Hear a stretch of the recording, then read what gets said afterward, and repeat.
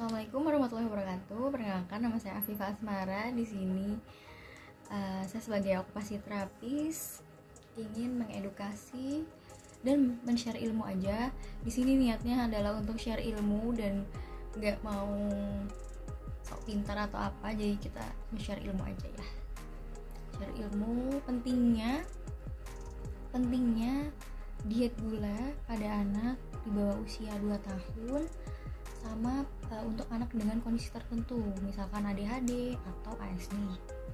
Nah, berikut saya akan jelaskan case-nya pentingnya diet gula ini pada anak di bawah usia 2 tahun, pada anak ASD dan pada anak ADHD ini. ADHD adalah Attention Deficit Hyperactivity Disorder. Sebelum menjelaskan dampak gula ke beberapa 3 kasus tadi, yang pada anak di bawah usia 2 tahun, pada anak ASD autism, pada anak hiperaktivitas atau ADHD ini, saya akan menjelaskan gula itu sebenarnya apa sih.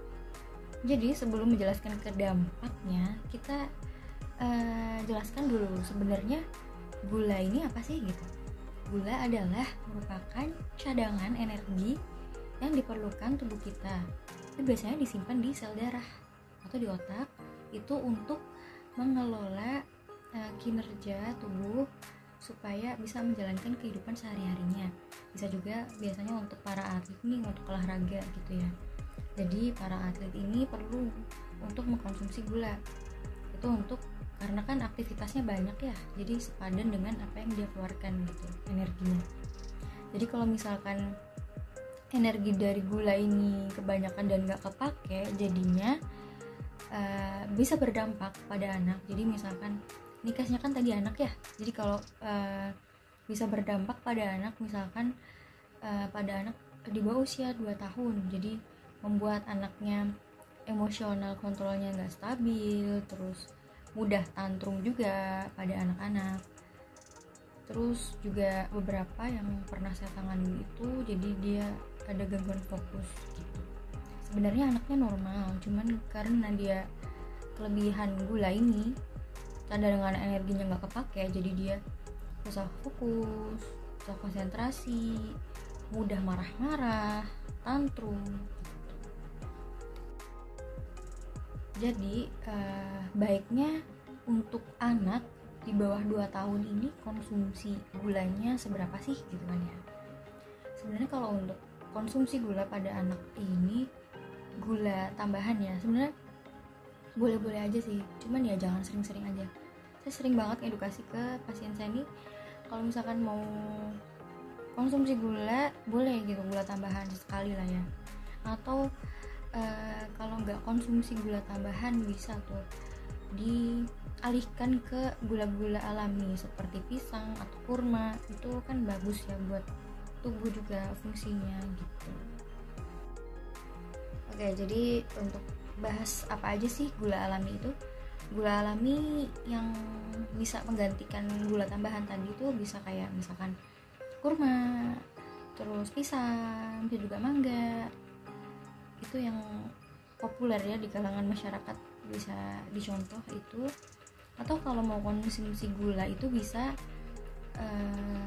seminggu dari 5 hari sudah diet benar-benar nggak konsumsi gula, jadi 2 harinya bisa konsumsi gula tambahan di makanan atau di minumannya dikasih gula gitu. Jadi selain sudah diet sama sekali nggak konsumsi gula, di 2 hari ini bisa dikasih gula dengan kadar. Kalau untuk anak-anak kan sampai 18 tahun itu, yang saya baca adalah kadar gula yang boleh dikonsumsi adalah sekitar 25 gram atau setara dengan 4 sendok teh ya, yang kecil itu. Jadi nggak boleh lebih dari itu. Jadi kalaupun konsumsi ya harus dibarengin aktivitas yang sepadan. Nah, kalau untuk kasus yang pada anak autism atau yang untuk autism ringan biasa disebut ASD, Autism Spectrum Disorder ini, saya menerapkan diet gula ini ketika saya lihat anaknya, oh ini anaknya autism. Biasanya kan kalau autism kan gangguan emosional kan pasti ya, tapi kan kita bisa lihat kalau misalkan dia dikasih aktivitas dia bisa konsentrasi dan duduk, itu biasanya nggak saya suruh untuk diet gula karena sudah bisa dikondisikan gitu. Jadi kalau misalkan dia ada gangguan emosi, terus terlihat aktif sekali, nggak bisa konsentrasi ke satu aktivitas, itu biasanya anak dengan ASD atau autism ini baru saya suruh untuk diet gula pada orang tuanya gitu. Jadi untuk kasus-kasus yang dia benar-benar susah untuk duduk tenang, untuk menyelesaikan aktivitas, konsentrasinya kurang, kelihatan aktif, itu biasanya baru saya suruh untuk diet gula. Kalau yang benar-benar dia autismnya anteng, kalau dari saya enggak sih, biasanya enggak saya suruh untuk diet gula.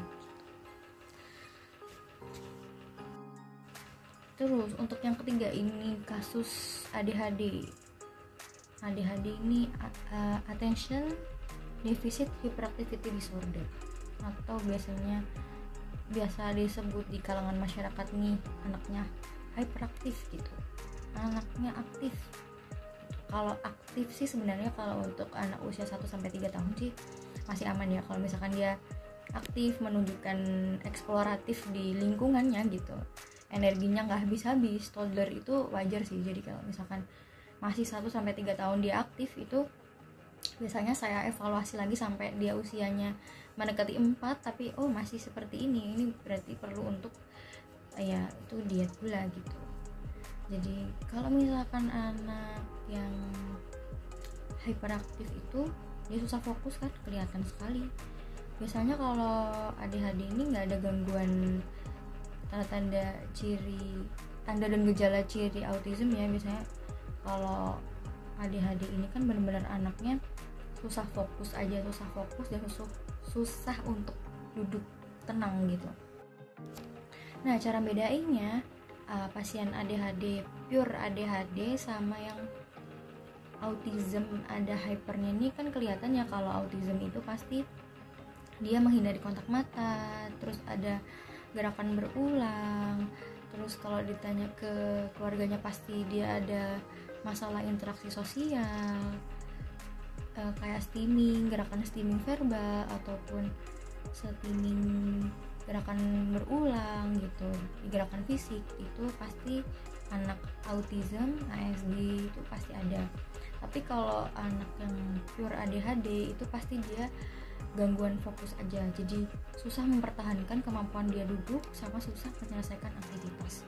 Nah, kalau misalkan dia udah ADHD atau hyperaktivitas ini, pure ADHD atau hyperaktivitas ini, jadi kalau misalkan anak ini memang sudah pure ADHD, bisa dilihat dari tanda dan gejalanya pure ADHD atau hyperaktivitas ini, jadi udah fix dia harus diet gula gitu. Ketika dia nggak bisa menyelesaikan aktivitas, ketika dia gerakannya banyak dan susah fokus, itu dia udah pasti harus diet gula gitu.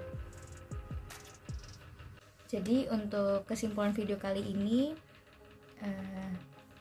tentang pentingnya diet gula pada anak usia di bawah 2 tahun, terus pentingnya diet gula pada kasus anak autism atau ASD yang ada hyperaktivitasnya, terus pentingnya diet gula pada kasus ADHD atau hyperaktivitas.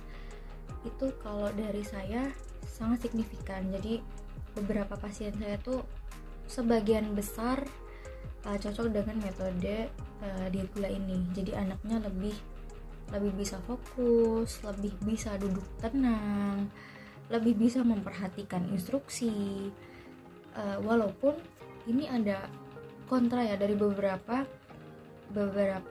tenaga kesehatan yang lain. Misalkan dari dokter anak yang saya tahu tuh ada yang benar-benar kontra, seperti ini belum ada penelitiannya jadi saya tidak bisa agree, tidak bisa mendukung untuk diet gula ini gitu. Tapi dengan ada 2 sih yang saya tahu, yang di waktu saya seminar itu ada beliau kontra dengan tindakan diet gula ini. Terus ada juga yang di sosial media itu ada yang kontra juga tentang diet gula ini. Tapi sebagian besar sih kalau misalkan berdampak baik dan ternyata membawa perubahan kepada anak, kenapa kita tidak pro dengan pendapat ini? Menurut yang kontra sih penelitiannya kurang memumpuni, tapi memang ada penelitian yang mengatakan itu berpengaruh pada anak dengan ASD, dengan ADHD, itu berpengaruh sekali. Tapi kalau yang saya rasakan memang ada banget perubahan terhadap pasien-pasien saya.